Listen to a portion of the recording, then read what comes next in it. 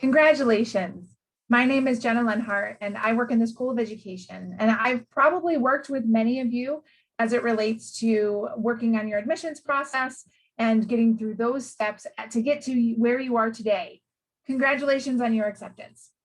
So today I'm going to go through some things that are common next steps and questions for every accepted student. So how do I fund this new program that I just got accepted into? So today I'm going to briefly go through some common questions and pieces that are going to be helpful for you because they've been coming up a lot. And I know that there is some stress around that as you think about next steps and make that decision to accept your offer.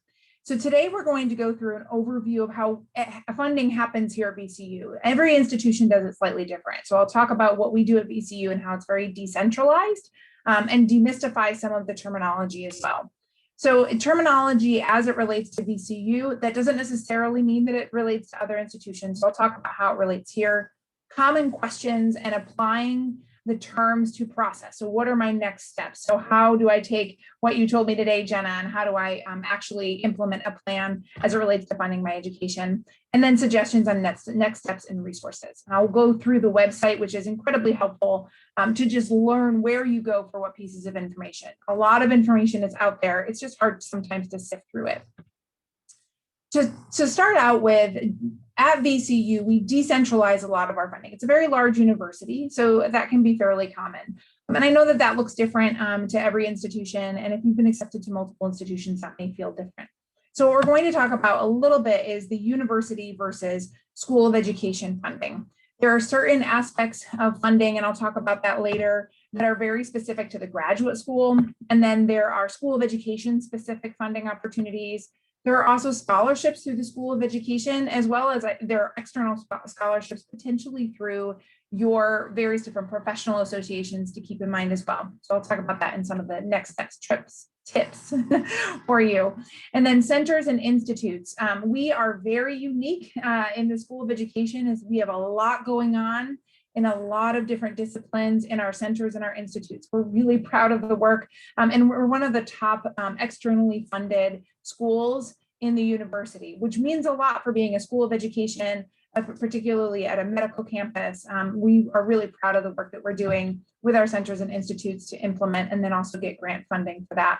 So speaking of grants are going to be different than hourly positions, but some grants can hire hourly positions because they have fit in funding for that. So every grant's going to be different and every hourly position is going to be different. So I'll talk a little bit about the different language as it relates to graduate student worker hourly. And then there are going to be some grant funded hourly positions. There's going to be some grant funded graduate assistantship positions. And so those will come throughout the year, and those will be things that might come up after you're accepted and started your program based on the ways in which grants are actually funded and when they start. So keep in mind that what is available and what I talk about today and what's available for you right now as it relates to graduate assistantships may change over the course of your academic program. And there may be opportunities, and there usually are opportunities that come up throughout the year when where a need arises. And so keep that in mind as well as you think about this, is that you don't necessarily need to decide or figure out how you're funding your whole education. If you need to or want to do that, that's great as well. But just keep in mind that things may come up, opportunities may come up that you want to take in the future that may have support or may not have support, but may have support associated with it. So keep that in mind as we're talking about some of this terminology. So what we'll all go through today is really the name, or how we name it, the naming nomenclature here at VCU. Is it for part-time or full-time? And so I'm looking at various students that are in different programs. Most of our programs are able to be full-time and part-time. Some are part-time specific. Some are more geared towards full-time students. And so this will matter. I'm talking to every accepted student across our program. So consider what you are going to be doing. And so if you want to be part-time or you want to be full-time, we'll then potentially determine what type of funding you should be looking for, what type of funding might be the best fit for you. And so everybody's situation is slightly different, which makes it good in some ways because you have a lot of different funding opportunities and pathways, but also it can make it really complex to figure out what one is the best fit for you. So keep in mind that your unique situation might be different than a colleague's, and your program and your research interests or your program and what you want your experience to be may be different as well. And so consider the graduate assistantship, how we say graduate assistantship. And there's a lot of what we call them GAs, and they are funded in a wide variety of ways. How I'm going to talk about graduate assistantships are specifically the ones that are funded through the School of Education. So the graduate school has funding that they distribute to the various different schools. And then we additionally have some funding in the School of Education. And then that usually supports full-time, generally at the doctoral level students, because that is going to be done, and that is going to be focused on research, teaching, service-specific projects that need to be done, that have to have sort of a, what you would call a full-time GA, or a GA that is producing consistent work over the course of the year instead of it being hourly. So I'll talk about hourly in a second.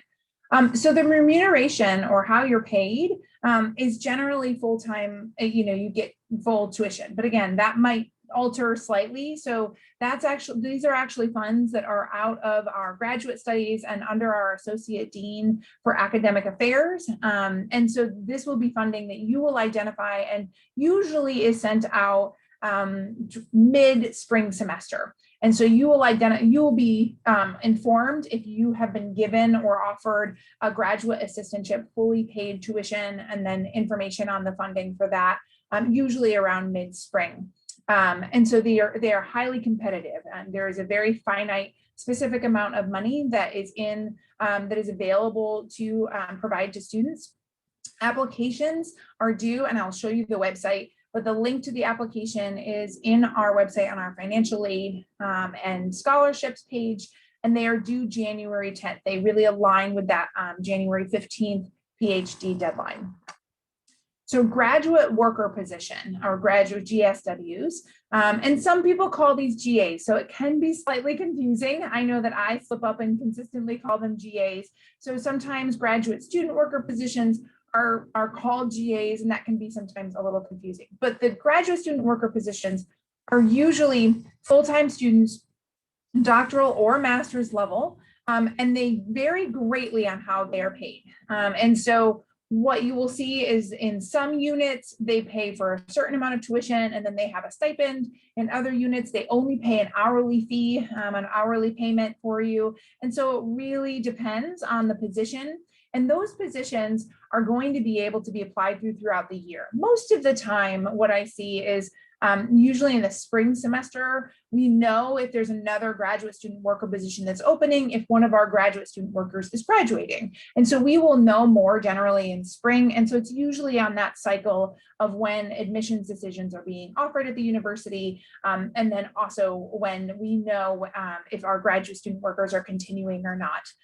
And so students really will apply for these. This is where that decentralization apply through separate sites. So some individuals in some departments across campus will use our VCU job site. Some will specifically start with what we have done. The GA interview week is now happening annually, which is semi-new. We started it in spring 2020 and have done it since. And that is actually an opportunity for departments across the campus to come and interview our newly accepted VCU School of Education students for their roles. And so that is an opportunity for you to network and get to know them. And then if they want to offer you, yes, please apply, and that next step opportunity, then they do that after the interview week. Interview week generally happens in late April. So I know from a decision timeline standpoint, that can be a little bit tough, but we try to ensure that we have as many of our students that with our admissions decisions as possible before we have the interview week. So we try to navigate the different needs of the different students.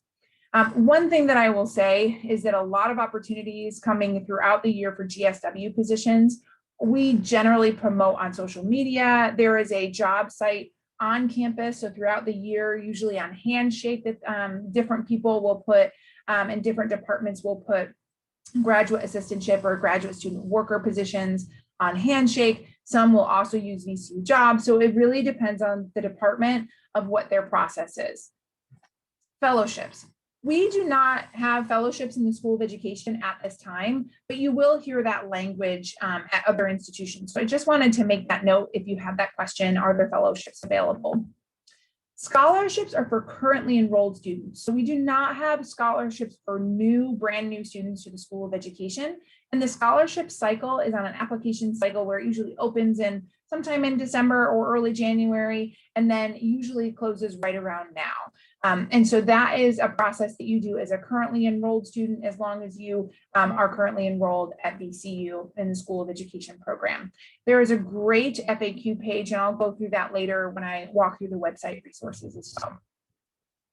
So I know I just gave a lot of information, a lot of different context as it relates to language. And now I'm going to go through a couple of questions that are pretty common that I get on a regular basis. So where do I find information? There are lots of websites, and I will walk you through the website pieces. But what I will say, and I've probably said this a couple times already, is follow our social media. That is the easiest way. Follow social media of the departments that you want to work with. So if you want to work with our Office of Multicultural Student Affairs or OMSA on campus, then follow them, because if they have a hiring position or they're opening up a hiring opportunity, they're going to post it on their social media way before they're going to send it out to probably a newsletter or a listserv that you may or may not be on. So I highly suggest utilizing social media if you have it for your advantage to keep on top of the activities and events that are happening. How do I use my network? That is a great question. And I think this is something that is really forgotten a lot of times when we think about funding, is talking to our district. So if you are coming from and you're working full-time in a K-12 district or higher education institution, work your network and understand from your HR professionals, are there professional development funding for me to support? It may not be the whole amount, but really thinking about how are you putting that puzzle together of funding will be really helpful. Where do I start? That is a great question. And getting back to the component of, are you a full-time or a part-time student, will help a little bit. If you are going to be a part-time student and continue to work full-time, then you should likely start to think about looking at your employer or professional associations that can help as it relates to supporting funding, because a lot of our funding is specific and can be really specific to our full-time students. So where you start will be determined based on whether or not you're a full-time student or whether or not you're a part-time student. So great question. Can I balance this? So this is something that I think is asked very often by our full-time students, but that is one of the components of thinking about how are you going to fit everything in, as well as have funding. There are it seems like limitless opportunities to engage here in the School of Education in various different activities and projects and programs and research and initiatives in the community. So I think it's going to be important for you to make sure you think and have a hard think on what am I going to do as I go into this next venture? What do I need to build into my time? What do I need to maybe put on pause? Or how do I think about time management, particularly if I'm going to take on, if I'm a full-time student, a graduate student worker position for 20 hours a week or whatever it might be? Can I also then take on, another volunteer opportunity or research opportunity? So thinking about really holistically that picture of time. You have a finite amount of time, and that time pie is going to be important for you to think, how many slices can I take out of this pie before I burn out? And make sure, of course, you include self-care in that. So collaboration opportunities, and how do I utilize collaboration opportunities to fund my education? And so what I highly suggest is that, particularly as you are getting into your program, find ways to get involved in student groups, to get involved in research opportunities that, of course, fit into your time schedule. These will naturally start to build that network, expand that network, and go back to the question that we had earlier, is as you're talking to people, they may say, oh, I didn't realize you were interested in that. Oh, I didn't realize you had that experience already. I would love to have you jump on to this one thing and help me do X. And oh, by the way, there's some stipend support for it as well, or oh, there might be some payment opportunity there as well. So really, you never know what will come out of collaboration opportunities. And so I highly suggest taking them when you can and when you can fit them into your schedule. I want it to be in my field. And so I get this a lot, is that there might be a GA or graduate student worker position, but it's not really aligned with your research interests. This is a very personal decision. That may mean that you don't take that opportunity, and that's absolutely fine. also think about, do I need this opportunity right now to allow myself to move forward with this program? Even if it's not perfectly aligned with my research interests, could I get something out of it? Is there skill development there or networking there that will also help me in my future career? So always consider the various different balance between, I really need to be funded, but then also this doesn't perfectly align. But on the other hand, these are skill sets that I feel like I will eventually need for different things. So really think about outside of the box, how can I bring value to a position or to an opportunity? And how can I gain value back from it, even if it may be in a different area or a different area of interest? And I will say that most graduate assistantship and graduate student worker positions, we want it to be aligned with what you want to do. We want it to be something that you get value out of, because then you'll be passionate about the work. So what are other options for me? So if you, for instance, are a part-time student and you aren't eligible for scholarships yet, but you really want to start your program, what are other options? So I highly suggest, again, looking at your professional organizations, and then also thinking about with your employer, what are other ways that they can support you, whether or not it's money or cost or just time to do the work that you need to do. One way or another, thinking about options of how do I balance all of these needs, and then how also do I make that work for me as it relates to making funding available for your program. So full-time versus part-time, and I want to bring that up is that there are some scholarships and some assistantships, like I mentioned earlier, that are very specific to full-time, and that some that are available to everyone. And so consider the eligibility requirements as you're applying to different positions and the expectations. So there might be a graduate student worker position that's going to require 20 hours a week. And if you're working full-time, you may say, oh, I can absolutely do that. I have no problem. Where somebody else might say, there's no way that I could ever do that.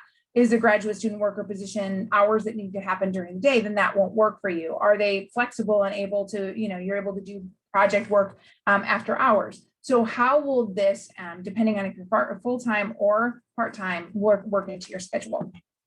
So final words of advice is ask questions. And a lot of you are really asking great questions anyway, so I think that you've already got that down. But really thinking about it as a whole puzzle of how to put together funding. And I know sometimes that can be daunting, so feel free to ask questions at any time.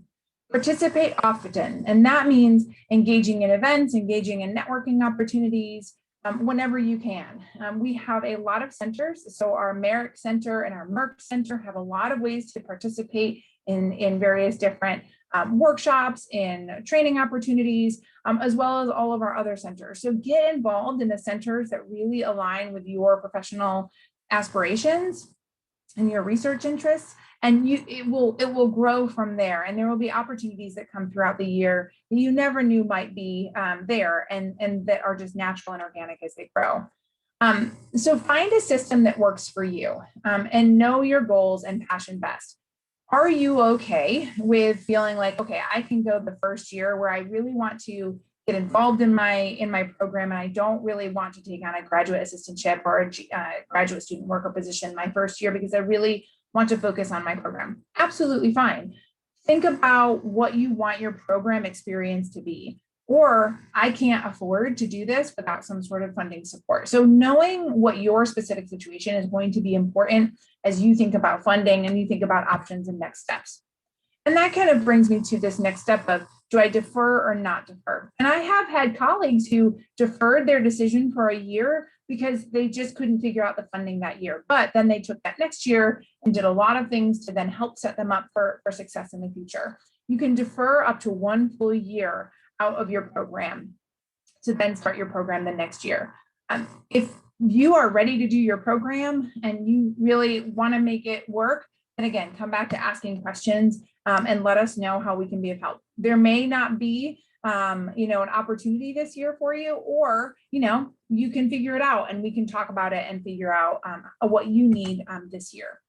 So follow us on social media. I highly suggest, and I'll talk through that in a second of what channels. But we will be posting more on social media than I will email you individually, because I don't want to spam you. We have so much email these days, but social media is a great way to stay connected, stay up with things, and see opportunities. So I highly suggest doing that as well. So let me talk through. our website. So if you go to our main soe.vcu.edu, I want to walk through a few things on our website and where to find information. So I'll start first with, if you go under admission and then financial aid and scholarships, there is a lot on this page. And so I want to walk through a couple of different things because it can be confusing. So earlier I mentioned the scholarships for continuing students. There's a scholarship web page. And then there are all the scholarships here. You can go all students, graduate, undergraduate, doctoral, graduate, doctoral only, and they're broken out there. Highly suggest this scholarship FAQ page. It is a wonderful resource and talks about all of the common questions as it relates to scholarship process, deadlines, etc. You go back to the financial aid and scholarships page, you'll also see that there are specific teaching specific financial aid options. And so depending on if you're an MT student, then you can look at these options and see if they fit and are into your sort of next steps and where you want to work or what your program is as well. The higher education teacher assistance program is also another great program to look into and look at eligibility requirements depending on, again, your program. There's the National Scholarship Office, and this is something that is more about national and international fellowships and scholarship opportunities. And so these will come up throughout the year, and usually there's a workshop that happens, I think in fall generally, so you can learn more about that. This is where your student employment, when you have a VCU ID, which you will now as an accepted student, when you accept your offer, you will actually be able to look at graduate assistantship and student worker positions across the university through this VCU handshake resource. And so you'll create an account and then you'll actually put in who you are, you're a graduate student, you're interested in X, Y, and Z. VCU eJobs is also where a lot of graduate assistantships are offered. I highly suggest going to this, looking for hourly positions. Graduate assistantship positions, it doesn't show a lot. So I generally look under hourly positions because that's where they're sort of designated most of the time. And so that's what I've been finding there as well. Financial aid, I highly suggest that you fill out your FAFSA, you probably have already, just to know what your aid options are. It's a piece of the puzzle that's really helpful as you look at funding your program. VCU financial aid obviously has different grants and scholarships. At the graduate level, it can be limited as it relates to VCU financial, centralized sort of grants and scholarships. Veteran aid, if you are military connected or have military opportunities to use military benefits, we have an incredible military student services office that will walk you through all of your benefit options and apply those to your program as well. And then graduate assistantships. I was mentioning this early, that January 10th. This is where that graduate assistantship PDF is. Grant funded. And so this is talking about those grant funded opportunities that come throughout the year. Sometimes we have them as it relates to, coming into the fall, but sometimes grants are offered and actually awarded mid-year. And then we need to hire somebody or work with students to get hired for different grant opportunities. So those might not be available now. That does not mean that they won't be available throughout the year. So again, keep up to date with our social media, as well as your VCU email, and those will come through regularly as they are awarded. So student affairs graduate assistantship listing, and I didn't speak specifically, or I spoke a little bit about this earlier, but that GA interview week. Many of the participating departments are through our student affairs teams across the university.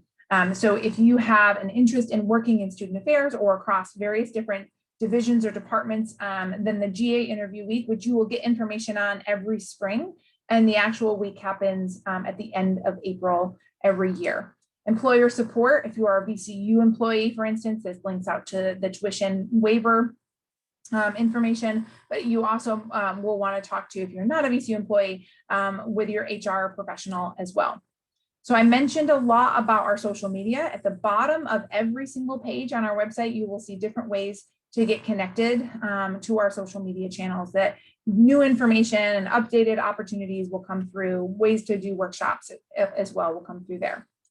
The other resource that I wanted to share really quickly before we finish up is the graduate school. And so you will see various different professional development opportunities, but student resources are here as well, and the funding opportunities, as well as career resources, university resources. And this is regularly updated. So I highly suggest taking a look at this page, And it walks through a little bit of what I've gone through today as well, as financing your graduate education, thinking about assistantships and fellowships, and then department awards, tuition, travel grant program, if you are going to be, well, when we can travel, and then AERA funding. So there are different funding opportunities when you are a student that will be available here as well. So thank you so much for participating and watching this. I hope it was helpful. I know I went through a lot today, and so if you do have any questions, please feel free to reach out either to your coordinator or to our SOE info email, and we are here to support your next steps and look forward to working with you and seeing you in our programs very soon. Have a good day.